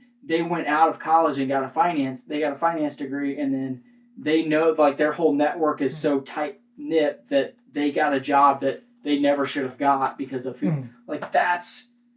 Yeah, I think... Like, that's who I'm talking about. I was supporting your point in saying, like, there's, like, that distinction to maybe someone who's just been, like, white-collar worker. And I think maybe you'll see... I think we're still in that transition phase where anybody who has a white-collar job at one point was a blue-collar, but maybe it'll get to a point where it's, like, 20, 30, 20, 40, where it's, like, it's more and more white-collar. Well, yeah. I mean, ultimately, with the advancement of the internet, everyone's seen shitty jobs, right? Mike wrote Dirty Jobs, right? White-collar people love that show because they got access to what it's like to work those jobs. You know what I mean? And it's perfectly okay to recognize that you're above certain jobs. I spent 3 weeks working at a foundation company before you got me the job at my first plumbing. Gary's. Yeah, Gary's Foundations. Fuck that guy. I did my foundation and screwed me out of $2,500, and I'm gonna own that for the rest of my life. By the way. Well, fucking guy. I learned very quickly that I am above that kind of labor. Right? Yeah, you're like, my brain's not working. I'm only using my body. Like, I don't have a drug habit. I don't have an alcohol habit, and I have a driver's license. Like, that put me 3 giant steps ahead of everybody on that crew, right? And so it's not that I'm above the hard work. It's not that I'm above the manual labor. I'm above the working group of people that are like, who wants to surround themselves with people that can't get a driver's license and can't kick a drug and alcohol habit, right? Yeah, but at the same time, like, when you had your foundation poured, you weren't out here, like, lording over them. Like, because you understood. Yeah. Right? Yeah. There's a difference between, like, I know that I'm not Bill Gates.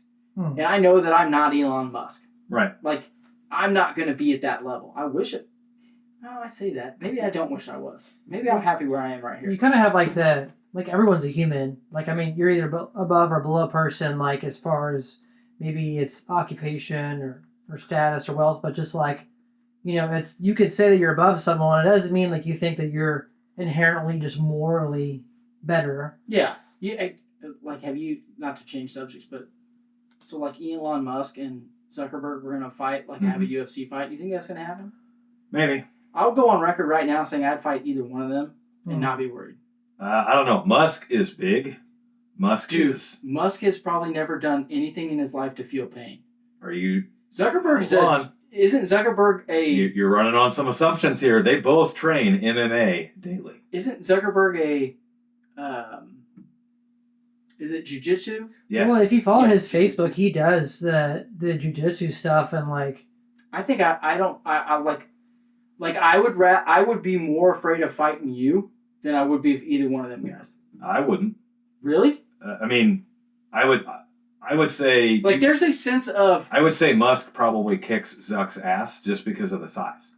Well, so that's like you see Musk those memes. Big. Well, you see those memes on Facebook, and it's like they show the skinny guy, and that's like all wiry, and then then they show a big guy that's like all yoked, and he's big and tall, and then like the saying is, people that don't know UFC fighting don't realize why this skinny guy would choke out this big guy. Right. Like, so I don't buy, like, size difference. I don't buy any of that unless they catch you one time.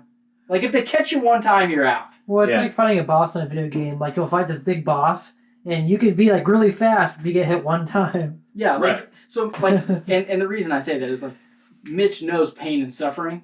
Yeah. Like, physically, every day, on a daily basis, for an extended yearly period of time, roughing in homes. Like, there is a different level of amount of pain you can control and deal with when you've done that. I doubt either one of those guys knows any kind of pain control because of that. Well, you know what I mean? I think you're running on assumptions there, because, like, I know both of them train MMA daily. Elon Musk has had his neck fused. So I know where his weakness is. Got it. Well, what I'm saying is he's very aware he's gone through 3 neck surgeries. Like, he's very aware of living with pain daily and pushing through. He probably shouldn't be fighting either. Then. Right. Well, I'm not saying the MMA caused that. I'm just saying. No, I know, but I'm just saying. Yeah. Like, just because you have a white collar job doesn't mean you don't work hard, or doesn't mean physically hard, and doesn't mean you don't know pain and all of that. So. I mean, but there's a difference between being hurt, getting better, and then dealing with it, and then literally living with hard work and pain every day for 3 or 4 years. Yeah. Like there's a like the old guys that like you see out that can barely walk, and that like they go in and then they're like, oh, do you know that you broke your rib and your wrist and your right? Like, no, I just kept going. Oh, yeah. There's a whole nother level of pain control there. Yeah. Than people that when they get hurt 4 or 5 times than people that have lived with it on a daily basis. Yeah. I think the biggest takeaway from this whole conversation is that it's fun to listen to us? Everybody's got prejudgments about other people. And of course they do. And it's their own That's life. It's their own history and their own insecurities that create those prejudgments. And that's natural. I wouldn't say insecurities. I would just say it's totally insecurities. 100%. Why do you think that? Like the whole white collar or blue collar people thinking that white collar people think they're better than the blue collar people, right? And most don't. You have dreamed that up in this conversation. No. I'm not saying you said that. I'm saying people do that. People do that. Right. I will say that. People do that. They thought they were better than me, or whatever, yeah. or like the engineer that watches you do the work the whole time, and they act like he's questioning your every move, when really he's not questioning it. It's just his job. Because he doesn't trust you. He's job. Inquiring about it because he's fascinated with it's an engine. Like, finally something happens in his home that he can, like, use some of his engineering instincts and try to apply it to real life. Right? Okay. You got to keep in mind that engineer has sat behind a desk arguing with an architect his entire fucking career, and when the painter comes to town, they're not engineering anything, right? Now, when the plumber comes to town and we're having to solder pipes together, or having to, glue PVC pipes together, or we're having to size things, like, now the engineer's like, oh, cool, I can geek out a minute, right? But if you're insecure with that, you think he's looking over your shoulder. You think he's questioning your every move. And if you're really insecure, then you're going to start judging the guy based off of it. You're going to be like, this dude asked me a question as if I had done this for 20 years. Like, listen here, desk jockey, this is what real world's like. Desk jockey. Like that's how some people really are. I know. I've seen it. I haven't heard desk jockey in a while. And so if there's anything to take away from this whole podcast, it is that all humans think differently. And it doesn't matter what they think. All that matters is what you think and what you use to motivate you. So if you need to convince yourself that engineer was not being inquisitive, but rather questioning you, then use it for motivation, right? Use it for motivation to put in a badass product where the engineer's like, that's pretty awesome. I'm an engineer. I wouldn't have even thought of that, right? But unfortunately, most guys don't. They love living in this semi-self-destructive world where they just want to go home and gripe that the engineer was looking over their shoulder all day long and asking them questions. And so all of the people out there, like, if you listen to the last week's show, we were supposed to be talking about leadership or leadership. We'll have to use that for next week's. I do have a story whenever you get a little break. I'm going to add it in there. No one's talking. You keep going to your thing, but I do have a really... All right. So, we deal with people all day long. And essentially, if we're in the service sales business, we have to find a way to overcome those differences and overcome those insecurities and overcome those hurdles and make the sale anyway. So when the people say the help enters in through the side door, I can't throw a pipe wrench through the front window and burning that house down. Yell deuces as I'm burning out their driveway, I'm throwing deuces and rolling that. I'm constantly navigating and learning and everything else. So like we had a customer recently call us up. He was too busy to ever meet us at his house. He's like, I don't know what we're going to do. I don't get home till 6. You guys are just going to have to work late. And fuck off, bro. And, well, I didn't say fuck off. That's what I said. I said, call someone else, bro. We don't work late. We don't do nights. We don't do weekends. And so if you're wanting us to do the work, then maybe you should, like, use tape to mark the areas that... Essentially, he's finishing a room that was never finished. And so there were water lines mounted on the surface of a wall, and he wants to move into the wall. And it was water lines for a washer box, so we put in a washer box for him. Gotcha. And so he had, these water lines go up into the ceiling here, they go into the wall here, I want a hydrant out here, all of this stuff. And so we put the piping exactly where, like, he put tape where he wanted us to drill the holes. He put tape where he wanted the hydrant, like, all of this stuff. And so we do all that. And then he's pompous, right? He texts our company messenger, like our Facebook messenger, with like 4 pictures of the work.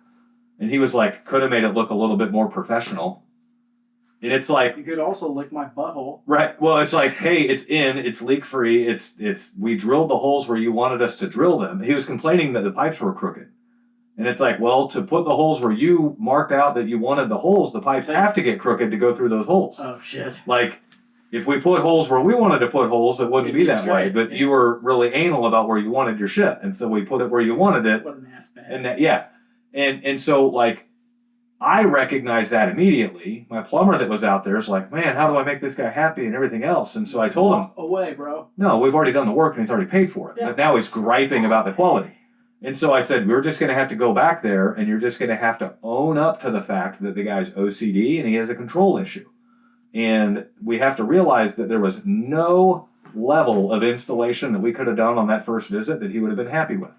In other words, if we would have drilled the holes where we wanted to make the pipe straight, he'd have bitched. He would have come back and said, you didn't drill them where I wanted you to drill them, right? Like, there's literally no winning with that guy. So what we do is we go back, we have a conversation with him, and we basically make him look like the idiot. And so we say, where would you like the holes drilled? Now, are you okay with having 2 extra holes? Because if I drill them here and run the pipes through here, you're going to have 2 holes that are empty. And that's not where you marked them, and we have to go through that with every single step of the process. And then he's going to walk away from that going, yeah, I'm really just bitching about, like, we're going to do all of this and it's not really going to change anything. But that's just how you have to manage that personality, right? That would be technically a white collar looking down on a blue collar person. Well, what's funny is the guy's a blue collar employee. Oh, so he's a douche. Yeah, And that's what I'm saying is it has nothing to. So you take that personality and put them in a white collar job, and now the white collar gets labeled as these pompous, arrogant people that have no context of how the trades are done, right? Well, this guy's a blue collar guy, but he's OCD and he's got a control issue. He doesn't work for UAW, does he? I honestly don't know where he works. I just know he's blue collar. And so, you take that same attitude but put it in a blue collar guy, and now all of a sudden it's not white collar against blue collar. It's just, OCD, arrogant prick against tradesmen, right? Dumbass. And so that's what I mean when I say people have attitudes, but we can't lump the attitude in with this generalization of like white collar, blue collar. There's just assholes out there. There's asshole blue collar people. There's asshole white collar people. There's asshole people on welfare. They don't have a white collar or blue collar. They got no collar. And the collar that they do have is one that the government paid for them, Yeah. So, and then you paid for them to live there, and then they want to bitch about shit. Yeah. That's a whole other topic for a whole other day. Well, it's no different than laziness, right? There's lazy white collar people, there's lazy blue collar people, and there's lazy people on welfare. But you can't just make the generalization that when you see a lazy person on welfare that like, well, yeah, they're on welfare. Of course they're lazy, right? You can't say that because there's lazy, like, we got... Well, you can say that, but that doesn't mean that they're lazy just because they're on welfare. Right. Correlation is not causation. Yeah, they're just lazy. Yeah. Regardless of their situation. Yeah. Like if they were rich, they'd probably be even more lazy than they are now. Yeah. Because everything would be handed to them. You know what I mean? I used to get real tied up into all of that kind of stuff, and I used to let that stuff rub me the wrong way. It's kind of like road rage, right? You think you're a big road rage guy. Yeah, you think you're going to change somebody's mind in a road rage incident. Like, we're all adults. Nobody's changing anybody's mind. No, I'm just trying to shoot a tire out and move on. Like, I don't want to know who they are or, like, change it. I want to get even. Well, and after 35, I feel like that's when adults just kind of, like, stop the... kind of changing the way you are. I don't know. I mean, I think I'm worse than I was when I was 35. Yeah, maybe. But ultimately... Yeah, look at his face. Well, no, what I mean, there's a cutoff where it's like, kind of, that's why they tell you to get married on the younger side of things. Because, like, once you reach a certain age, like, you have, like, your habits and processes and the way you think about life just kind of gets stuck. Oh, yeah, it's ingrained to you. Ingrained. I'm pretty sure that's about, like, 21. Like... It seems like kids in high school are still moldable, but as soon as they pop out of high school and within that few years after high school, they're kind of set in their ways. Oh, I would disagree with that 100%. Well, like when I will say this, I feel like from 20 to 28, like I still didn't even know who I was. You don't know who you were, but your core instincts were the same. You didn't put up a bullshit. If somebody crossed you wrong, you addressed it immediately, face to face. You said what was on your mind. I think I still do that. Right? Yeah, that's what I'm saying. That's exactly what I'm saying. You still do that, right? Yeah. That's all been in place since you were 18 to 21. You think so? Now, have you gotten better with it and more tactful with it and realized that, okay, in certain situations or with certain people, I can't do that? Yeah, but that's still your mode of operation. That's your general starting point is that. I feel like you're my therapist. No, this is people in general, right? This is for the soft-spoken guy who never stands up for himself. Let me finish. Is the same way. I went to her today and talked to her, and she basically said the same fucking thing. Yeah. Well, I mean, you can take the soft-spoken, quiet, shy guy, and he's going to be the same way, and he's going to get rolled in his employment and all of this stuff because they're going to realize they can take advantage of him. It's like the stories that Austin talked about where, they come in and be like, well, somebody called in, so can you close? And they just like abuse the managers because they specifically hire quiet, non-outspoken managers because they know they can roll them, right? Yeah. And you're 100% right. Right. Like when I worked at Pizza Hut, like there was no way I was going to be manager because they'd be like, hey, we need you to do this, and I'd just be like, you notice how when you go to a restaurant, it's always like, do what? The timesheet says 9:00. Yeah. I'm going out drinking. I don't know what the fuck to tell you. There's stereotypes for a reason, right? Mm-hmm. Like you take a baseball field. Where do you put the shortest guy on the baseball field? Shortstop. Second base or shortstop. One of the two, right? Yeah, quick. You don't put him at first base. Nah. Right? So, who do you put at first base? Biggest, tallest motherfucker there. Tallest motherfucker there that can hit. Right?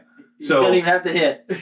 I mean, there's stereotypes around all of that. And so, that doesn't mean that all first basemen are tall. It means that tall guys work better at first base. Maybe that's kind of we were talking about the restaurant managers. I was like younger than I was like 24 or something like that, and so like I'm still moldable. So Right. you have someone who's sees that and is like, oh, I could mold them and I could have them stay late and do this and do that, And my personality was really reserved and Right.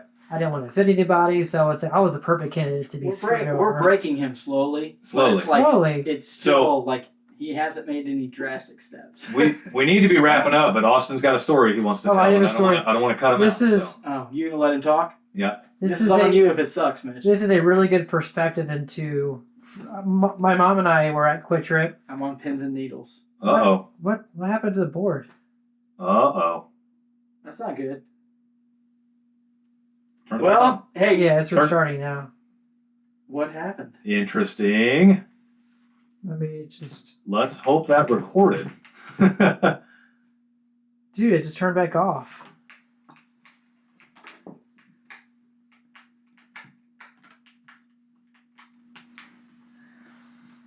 Just when things were getting good. Let's see if it comes back on when I open my tablet. Okay. So everybody. Well, no, I'm not recording yet. Hold on. Okay, we're back. Not yet. So We Now are we're live. now we randomly odd, we lost power on our board for a minute. So let's hope that previous whole episode recorded. Oh man. If it didn't, it's gonna be like the last videographer. Someone's getting fucking killed. Yeah. Well, we were here for this. We know if It it. literally just went out. I'm not, Yeah. Nope. It's not him.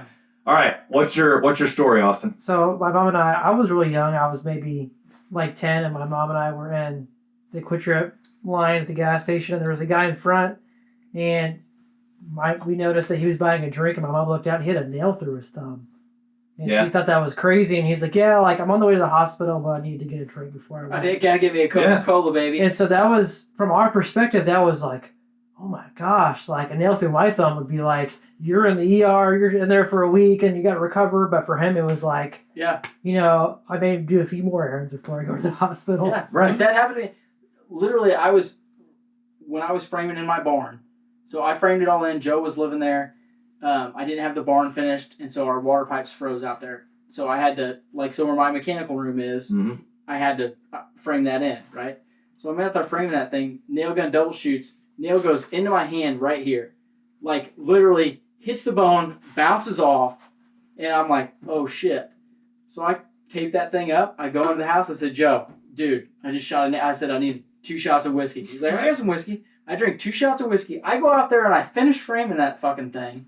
And literally, we went to 54th Street for lunch, and my hand's just wrapped up, and I'm like, I gotta get something to eat. Yeah. Get something to eat, go home.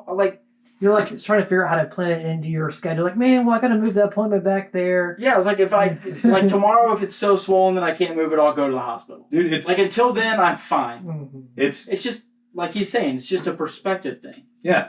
You take I probably should have went to the hospital. you take a husband and wife and their first kid, right? And I feel this is personal. I only have 1 kid. well, you might be a little bit different because your wife's in the medical field, but Oh. you take a husband and wife that not in the medical field and they have their first kid, right? They go through those 2 or 3 crazy sleepless nights in the hospital, and then all of a sudden the hospital foolishly sends you home with this infant that you have no clue how to care for, right? And so you're treating it all delicately, and you're putting it in the car seat, and you you're don't getting it realize they're made inspected, of rubber. right? And then you drive home 14 miles an hour under the speed limit. Like, why are they not stopping for us? I did And that. all this shit, right? I was driving all slow. Oh, fuck. Meanwhile, your second kid, and you're like, come on, babe, let's get out of the hospital. The game's about ready to come on. And They you're haven't done soda. blowing red lights. Yeah, she's not even done, Yeah. cleaned up. You're blowing red lights and doing 95 miles an hour down the highway. Like, let's right? get home, girl. Experience in anything makes it not as intimidating the next time you go through it, right? That's right. That's probably not the first nail that's been through that guy's hand. And the fact Second that one that week. the fact that he knows that Yeah. is like, I know I've got a couple hours in the hospital and I'm hungry. And Yeah, so I've I got gotta to give take you care of something. me first, right? He goes up there, he's like, I need a pint of vodka, a 32-ounce Coke, I got my hot dog, I'm ready to go. And I'm pretty Dude. sure he was handling the cup with the hand that had the nail in it. Probably Yeah. didn't even bother. Well, and- He's like, yeah, good. So 7 or 8 years ago, I was at work and I got a giant splinter that went in under my thumbnail, all the way. You've talked about this before. That I know. shit gives me the heebie-jeebies. All the way up into my knuckle, right? I've had it, and it's awful. And so all I knew is that it hurt at the end of my thumb and my knuckle hurt. God, it hurts. And so, dude, those sting so bad. So I go to for one, the place that I was working, they would not allow me to go to urgent care. They were like, come by the office. What place was this? I'm not gonna say. Tell me who fucking was. I'm not gonna say. Was it LBA? I'm not gonna say. Fucking LBA. But so they were like, come by the shop first, and we'll see. We'll see if the owner's wife can pull the nail out. The owner's wife. Yeah. I'd own their Or ass. the splinter. I'd been calling Mike DePasquale, and I'd own them. She's trying to pull it out, and it won't come out. It's deeply in there, and she's like, all right, I guess you can go to urgent care, And You so look at her and be like, bitch, yeah, fuck you. So I go to urgent care, and the lady at urgent care, she's like really short with me. She's no patience, no nothing. She's looking, hold it up. She's like, you're here for a splinter, and I'm like, yeah, but I'm pretty sure it's up into my knuckle. And she's like, I don't think so. And then so they go and take like X-rays, and sure enough, it's like toothpick length long and goes all the way up into my knuckle. And she was like, we're not even touching that. You're going to go to a plastic surgeon for exploratory surgery. And I'm like, it's a fucking splinter. Pull it out. Somebody just, like, I would do it, but I can't. I need 2 hands, Grab a hold of that. Here, I brought my needle nose. So now I'm on to my third stop. I'm going to the plastic surgeon's office. Yourself Yeah, I'm driving. I mean, I'm not bleeding, right? But still, it just hurts. It hurts like a bitch. Yeah. Like you're stopping at every Quick Trip. He's driving. Well, so two little Rumplemans. I stop at a Quick Trip and grab some food because I'm freaking hungry. I just spent like 6 hours at one place, and now I got to go more, right? You're like, I'm starving. And this was like right when I first got on Facebook. So these were some of my first Facebook statuses with like a 2 megapixel cell phone, and I've got pictures of it and everything. I love it. I love it, man. So we go to the final place, and the lady's like, "Are you sure it's in your knuckle?" And I'm like, find the X-rays. I'm sure they probably sent them over. Yes, it's into my knuckle. And I'm like, just pull it out. Well, I don't know if we can pull it. We might damage nerves pulling it. I'm like, if it damaged nerves going on the way in. Just pull it out. Yeah, get it out of me. Finally, I had to tell her. I'm like, cut down the side of my finger so you can actually grab onto it because there was nothing left to grab onto. Did they nut you up at least? No. She just cut down? Yeah. And so I'm like, cut down the side of my finger. Grab that bitch with pliers and pull. And she's like, I really don't think it's into the knuckle. She still hadn't seen the stuff yet.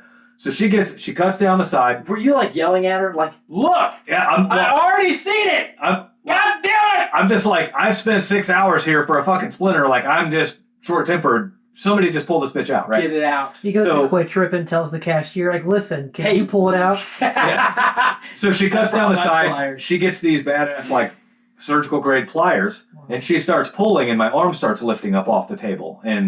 And so I'm like, yeah, it's in there. And so then she has another like, I'm trying to fight her, but it's kind of, tug of war is kind of weird. Because I don't know how much strength. Yeah. So you're like, just hold my arm. I don't know how hard you're pulling, and so it's kind of hard to match your force, right? Yeah. And so they had to bring another doctor in to basically pin my arm down to the table, so that way I'm not fighting against her, and she could just work one directional. And so finally, is this extremely painful? No, it really didn't hurt. Really? It was like touching a nerve, and so that it just like that hurt. Yeah. But anything else she did like didn't hurt. And so finally she gets a hold of it and she pulls it out, and the son of a bitch is this long. And I like literally all I said was, I told you so. You bitch. And then she starts parading around the ER like, holy cow, look at this thing that I just pulled out of this guy's thumb, And so you're looking at her like, are you going to disinfect this, or are you going to walk around talking about how badass? She put in a little thing and let me take it home, and I'm like, yeah, great, that's the last thing I want. I had to open this thing just cost me like 8 hours. Dumped it out, and then thrown that thing away, and been like, but I'll be damned, I made the sale on the job. So that job, I was, of course you did. Yeah, I was in a customer's home. I had to move a book off of a bookshelf and lift up the bottom of a bookshelf because I was looking for a certain thing on the floor, and I felt like it was under this bookshelf. Sure as shit it was. I stayed on the job long enough to make the sale and then handle all that shit. Oh, shit. So, but... ouch.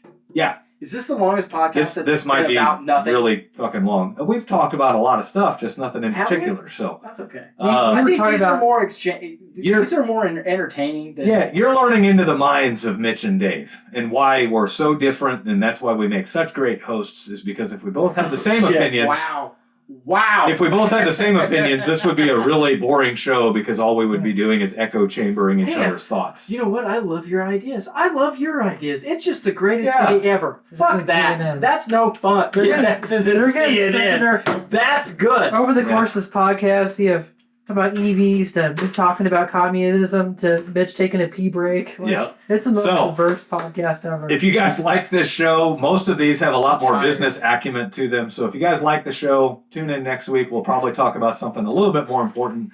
If you're new to the show, then go back to episodes 1 through 9 where we give you the full-blown blueprint for exactly how to start your service-based business and see a decent amount of success right out of the gate. We talk about how I started my business and how we were debt-free in that business within the first 3 months of business, and then we grew to a very stable and healthy level soon after that. So until next week, guys, we will see you later.